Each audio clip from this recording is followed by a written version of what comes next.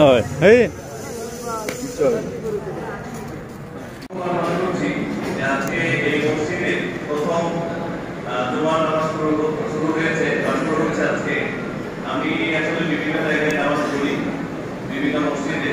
আজকে প্রথমে ছিল যে আকাশবাণীতে একটু যাওয়া দরকার, আকাশবাণীতে মসজিদে নামাজ পড়লাম বা করেছি।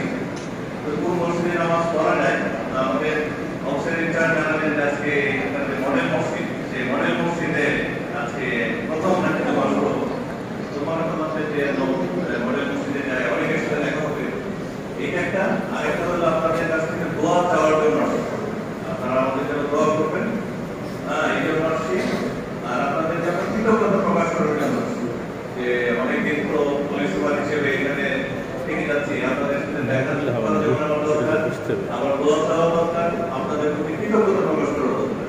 তো এখানে আমি আপনাদের প্রতি অনেক কৃতজ্ঞ যে আমি 1 বছর আপনাদের সাথে সহযোগিতা নিয়ে জেলা পুলিশ ভালো কার্যক্রম 100% কখনো বলি না, যে আমাদের সহযোগিতা নিয়ে আমরা এগিয়ে চলেছি, মানুষের জীবন এবং সম্পদের নিরাপত্তা বিধানের জন্য কাজ করে যাচ্ছি, ন্যায় বিচার নিশ্চিতকরণের জন্য কাজ করে যাচ্ছি।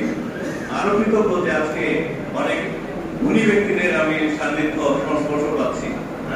এখানে আমাদের মহাদেশ রবিউল বাসার মধ্যে আছেন, আমি অনেক কথা চিনি না, বিএনপি জামায়াত সহ বিভিন্ন রাজনৈতিক দলের নেতৃবৃন্দ এখানে রয়েছেন। তো সকলের প্রতি কৃতজ্ঞতা প্রকাশ করছি। আসলে সত্যি অনেক কথা বললেন, আমি একটু শুনলাম, আমাদের যে বক্তব্য দিচ্ছিলেন রবিউল বাসার মধ্যে, এগুলো যদি আমরা ধারণ করি তাহলে আমাদের জীবনটা অনেক সুন্দর সার্থক হয়। আমাদের জন্য, মুসলিমদের জন্য পৃথিবীর সবচেয়ে যে অলৌকিক কিতাব আল কোরআন এবং আমাদের যে বক্তব্য হযরত মুহাম্মদ সাল্লাল্লাহু আলাইহি ওয়াসাল্লাম তার যে জীবন ধারা, এগুলো যদি আমরা মেনে চলি, আমাদের আর পিছনে টাকা পাঠানোর সুযোগ নেই। আমরা শুধু সমৃদ্ধির পথে চলবো, জীবনের পথে চলবো, এবং এই ইহকালের কর্মকাল এর উপর ভিত্তি করে আমাদের পরকাল। ইহকালটা যদি আমাদের ভালো হয়, আমরা সমৃদ্ধশালী হব। আমরা ইহকালের কার্যক্রম পরিচালনা করতে গিয়ে যে আমাদের স্মরণীপুর রয়েছে, সেই স্মরণীপুরে বিভিন্ন রকম খারাপ কাজে অনেক সময় লিপ্ত হয়ে যায়। আমরা যদি সবাই মেনে চলতাম, আমাদের জীবনের মতো সুন্দর জীবন আর নেই। কোন আইডিয়াল মানুষ, আদর্শ মানুষ মুহাম্মদ সাল্লাল্লাহু আলাইহি ওয়াসাল্লামের মতো আর কোন আদর্শ মানুষ হতে পারে না। আমরা যদি এগুলো মেনে চলি, দেখেন সেই ছোটবেলাতে তিনি আল্লাহ পেয়েছিলেন, তার তিনি ইয়াকিন ছিলেন, কত রকম প্রতিকূলতার মধ্যে তিনি সবকিছু জয় করেছেন, মানুষের মন জয় করেছেন। আল্লাহ তার অনেক খুশি একটা সর্বশেষ আসমানি গ্রন্থ যেটা, সেটা নাজিল করেছেন, ঠিক না? তো আমরা কি সবাই ভালো হয়ে চলতে চাই না? ইনশাআল্লাহ। তো আমরা যে পুলিশ, এই পুলিশও যদি ভালো হয়, দেখেন এই প্রফেশনটা কত গুরুত্বপূর্ণ। অনেকে ঘুমিয়ে থাকে, অনেকে ইবাদত করে, তাদেরকে প্রোটেকশন দেয়, জীবনের প্রোটেকশন দেয়, সম্পদের প্রোটেকশন দেয়, নিরাপত্তা দেয়। এই কাজগুলো দিনে এবং রাতে জেগে পুলিশ করছে। যদি এটা সততার সাথে করে, তাহলে এটা অনেক গুরুত্বপূর্ণ না? অনেক গুরুত্বপূর্ণ একটা কাজ। আর যদি আমরা সেটা না করি, আমার প্রকৃত দায়িত্ব পালন যদি আমি না করি, তাহলে কিন্তু আমি সঠিক পথে চললাম, আমার কাজে বন্ধ থাকবে। তো আমরা প্রত্যেকেই মনে করি যে আমাদের যে পথ বাঁধে দেওয়া হয়েছে, সেটা যদি অনুসরণ করি। দেখেন এই সমাজে এখন আমরা বলতেছি যে মাদক চলে। মাদক কি এটা চলার কথা ছিল? মুসলিম হিসেবে কথা ছিল? বিভিন্ন জন মাদক সেবন করছে, মাদক বিক্রি করছে, অনলাইন গ্যাম্বলিং এর কথা আসছে। এদিকে হওয়ার কথা অনলাইন গ্যাম্বলিং, এদিকে চলার কথা। এই মুসলমানদের যে জীবন, যে জীবন বিধান করা রয়েছে, এখানে কি অনলাইন গ্যাম্বলিং চলবে? তো আমরা সবাই এটাকে না করবো যে এটার উপর সকলের প্রতি যুদ্ধ ঘোষণা করা থাকবে। মাদক, অস্ত্রবাদী, চাঁদাবাদী, খুনি, চুরি, এগুলো কি ইসলাম সমর্থন করে? কোন ধর্ম সমর্থন করে? দেখেন আমরা প্রতিনিয়ত যখন এই যে থানাতে কাজ করি, তখন দেখি কোন ব্যক্তি হয়তো চুরি করেছে, কোন ব্যক্তি হয়তো ডাকাতি করেছে, কোন ব্যক্তি হয়তো চাঁদাবাদী করছে। তো এগুলো তো আমরা কামনা করি না, করি? তো আমরা যে জীবন বিধান রয়েছে আল কোরআন এবং যে মুহাম্মদ সাল্লাল্লাহু আলাইহি ওয়াসাল্লামের যে দর্শন রয়েছে, জীবন দর্শন রয়েছে, যে বাণী রয়েছে, সেগুলো যদি আমরা অনুসরণ করি, দেখেন আমাদের প্রত্যেকের জীবন সুন্দর হবে। এই যে প্রথম যে বাণী ছিল, ইকরা বিসমি রাব্বিকা আল্লাযী খালাক, পরম তোমার প্রভু নামে যিনি তোমাকে সৃষ্টি করেছেন, এটা যদি আমরা পড়ি এবং যদি অনুধাবন করার চেষ্টা করি যে কি আমাকে সৃষ্টি করেছে, কি কারণে আমাকে সৃষ্টি করেছে, আমার তো একটা উদ্দেশ্য আছে, ঠিক না? আমরা একটা চেয়ার বানিয়েছি, এটা একটা উদ্দেশ্য আছে। এটা বানিয়েছে, এটা একটা উদ্দেশ্য আছে। তো আমাকে তো কেউ সৃষ্টি করেছে নাকি আমি নিজে নিজে সৃষ্টি হয়েছি? আমাকে কেউ তৈরি করেছে, তার কিছু উদ্দেশ্য আছে। যিনি সৃষ্টি করেছেন তিনি মহান রব্বুল আলামিন। তো তার উদ্দেশ্য রয়েছে, সেই উদ্দেশ্য হলো ইবাদত বন্দেগী করা। সেই ইবাদত বন্দেগী করতে গিয়ে আমাদের বেঁচে থাকতে হয়, আর বেঁচে থাকার জন্য আমাদের বিভিন্ন কর্মে নিয়োজিত থাকতে হয়। সেই মনে করেন একজন ব্যবসায়ী, সে যদি কালোবাজারি না করে, দ্রব্যের অতিরিক্ত মূল্য বৃদ্ধি না করে, হ্যাঁ, যে যে পেশায় দায়িত্ববান রয়েছে সে যদি দায়িত্বটা পালন করে, আমাদের যে শিশু কিশোর রয়েছে তাদেরকে যদি আমরা ঠিক মতো পাঠদান করি, তাদেরকে যদি ইকরা পড়ানো ঠিক মতো যদি আমরা পড়াই, জ্ঞান লাভ করাই, ঠিক আছে না? আর সেই সাথে যদি আমরা অকর্ম কার্যক্রম সঠিক উপায়ে অবলম্বন করি, যে রাজনীতি করে সে যদি সঠিক পথে চলে, তাহলে আমাদের কোনো সমস্যা হয়? প্রত্যেকটা দপ্তর সঠিকভাবে চলতে কি বাধ্য কিনা? বাধ্য না? অবশ্যই বাধ্য। এখানে সেই নদী কিন্তু এই সাতক্ষীরা জেলার অনেক নেতাদের মধ্যে আমরা শুনেছি যে এমন নেতা রয়েছে যে যারা খুব স্বাভাবিক জীবনযাপন করেছে। আমি নাম বললাম না, খুব স্বাভাবিক জীবনযাপন করেছে। অনেক নেতা এখন আছে বিভিন্ন রাজনৈতিক দলে, অনেক নেতা রয়েছে। তো আমরা তাদের আদর্শ অনুসরণ করবো। যে সমস্ত নেতা, সে যে দলের হোক, যে সমস্ত নেতা যারা দেশকে সামনের দিকে এগিয়ে যেতে সততা, ন্যায় করার প্রজ্ঞার সাথে যারা পালন করবেন, তো তারা যখন পালন করবেন অন্য সকল তত্ত্ব কিন্তু ভালো হতে বাধ্য হবে, ঠিক না?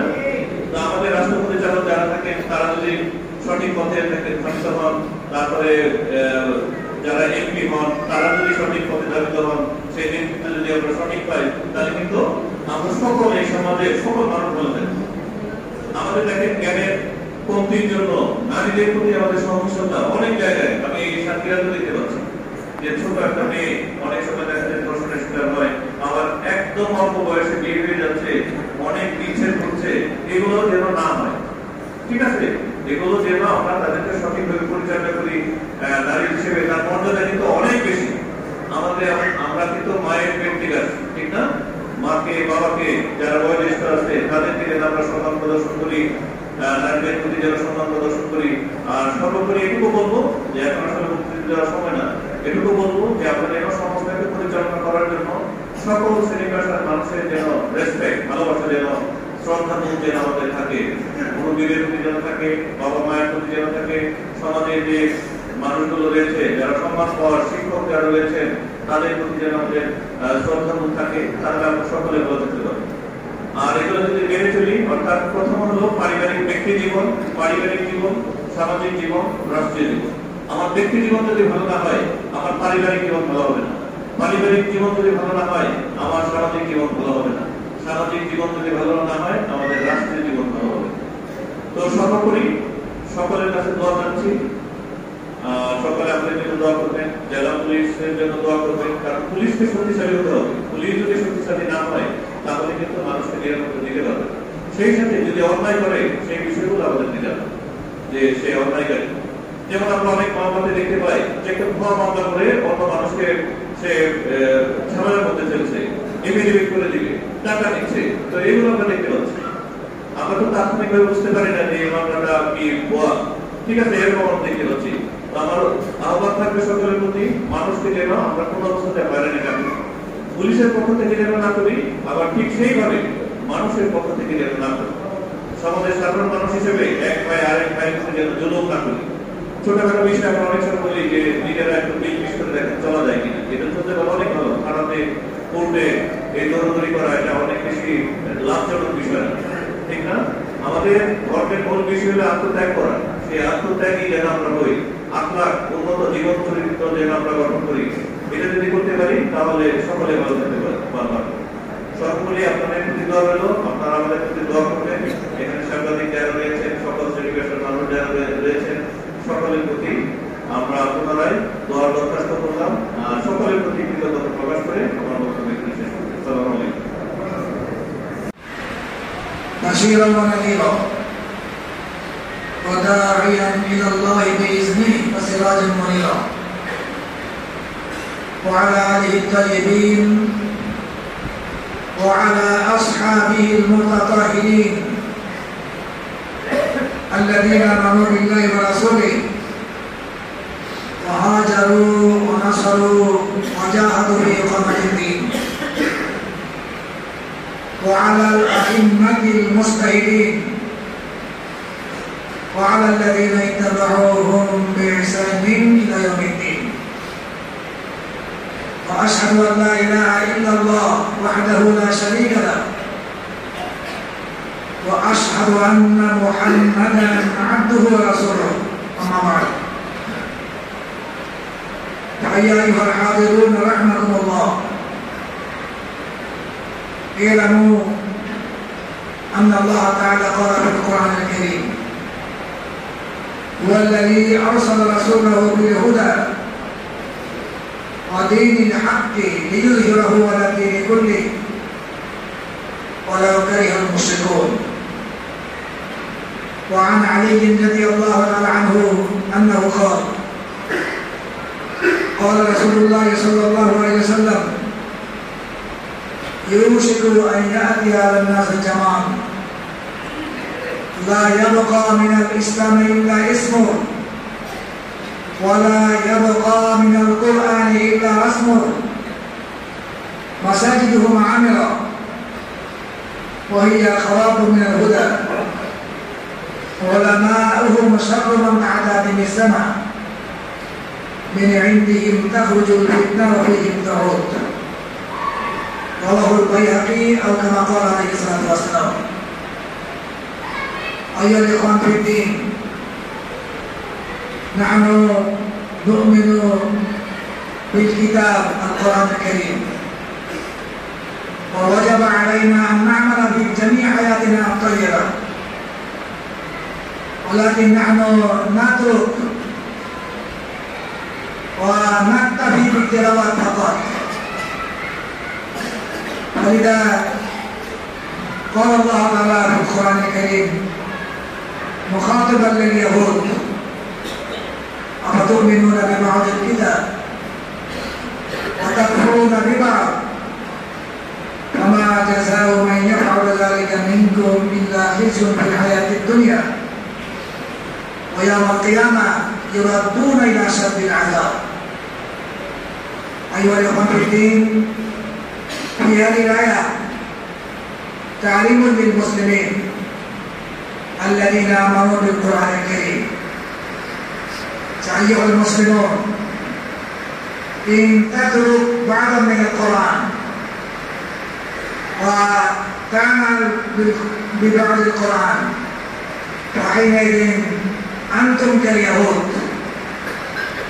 أيها الإخوة في الدين، فوجب علينا أن نؤمن بالقرآن الكريم ونعمل به، أي بالكتاب كله. ولذا قال الله تعالى في القرآن الكريم: يا أيها الذين آمنوا ادخلوا في السلم كافة ولا تتبعوا خطوات الشيطان إنه لكم عدو مبين. وقد قال الله تعالى في سورة الجمعة: مثل الذين حملوا التوراة ثم لم يحملوها كمثل الحمار يحمل أسفارا. أيها الأخوة في الدين، تحمل التوراة على العمل بالثلاث: الأول تعلم التوراة، والثاني العمل بالتوراة، والثالث إقامته.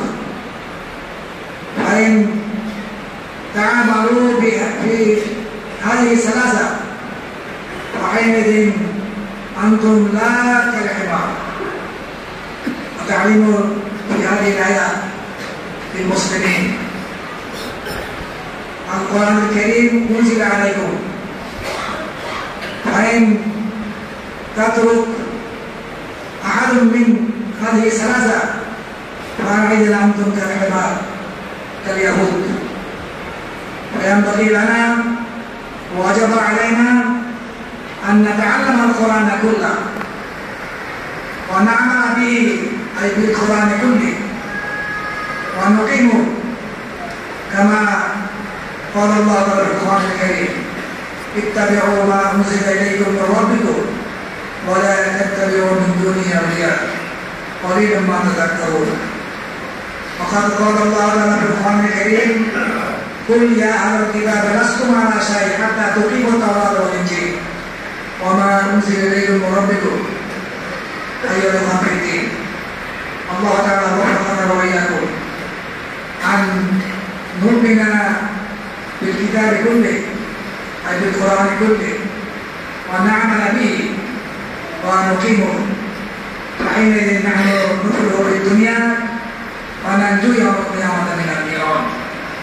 الله تعالى قال في القرآن الكريم ولو أن أهل القرى آمنوا واتقوا لفتحنا عليهم بركات من السماء والأرض ولكن كذبوا فأخذناهم بما كانوا يكسبون. আমরা আমাদের জীবনে অনেক ভুল ভ্রান্তি, অনেক ত্রুটি বিচ্যুতি, অনেক গুনাহ করেছি। সকল অন্যায় থেকে তোমার কাছে অনুতপ্ত হৃদয়ে তওবা করে ক্ষমা চাচ্ছি। তুমি আমাদের জীবন জিন্দেগি সকল ত্রুটি বিচ্যুতি ক্ষমা করে দাও। আল্লাহ তোমার সন্তুষ্টি কামনায় মসজিদ নির্মিত হয়ে থাকে। এই মসজিদ মডেল মসজিদ, মদিনা মসজিদের আলোকেই এই মসজিদ পরিচালিত হওয়া উচিত। সেইভাবে আল্লাহ কেমন পর্যন্ত পরিচালিত হওয়ার তৌফিক দাও। এই মসজিদকে তুমি কবর করে নাও। ইসলামভাবে জীবনযাপন করার তৌফিক আমাকে সকলকে দান করো।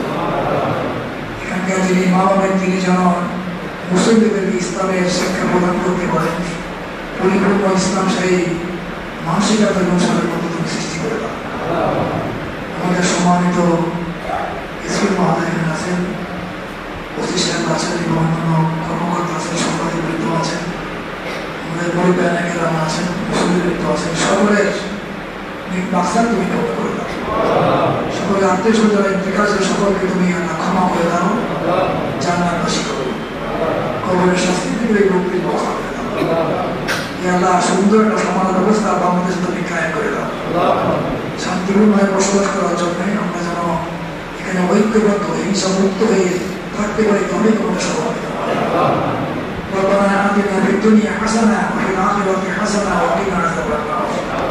سبحان ربك رب العزة عما يصفون وسلام على المرسلين والحمد لله رب العالمين.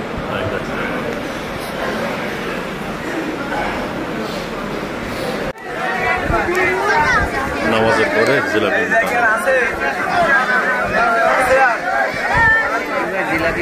হ্যাঁ জিলাপি সর্বশেষ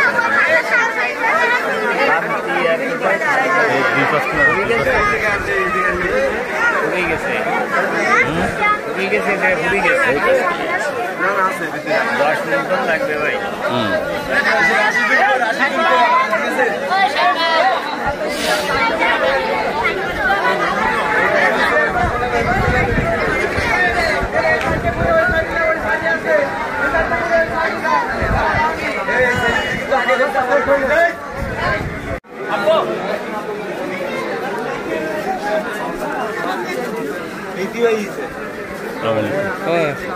রিস্টার্ট মারতে হবে আর মোবাইল ক্যাচিং পাল্টাইতে হবে। আচ্ছা ছবি উঠাচ্ছে, আসেন কেন সময় করে আসেন কেন, কালকে আসেন কেন, কালকে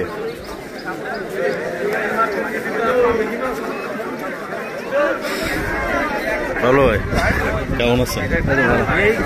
এর এতে বসা যাচ্ছে না, মসজিদের ভেতরে এইসব নামাজ পড়তে সব এখানে একটা ক্যামেরা লাগিয়ে বারংবার ক্যামেরা মোবাইল এখন যুগটা তো এখন আপনার ভিডিও করবো, আমি আপনার আপলোড করে দেবো আমাদের ঠিক আছে।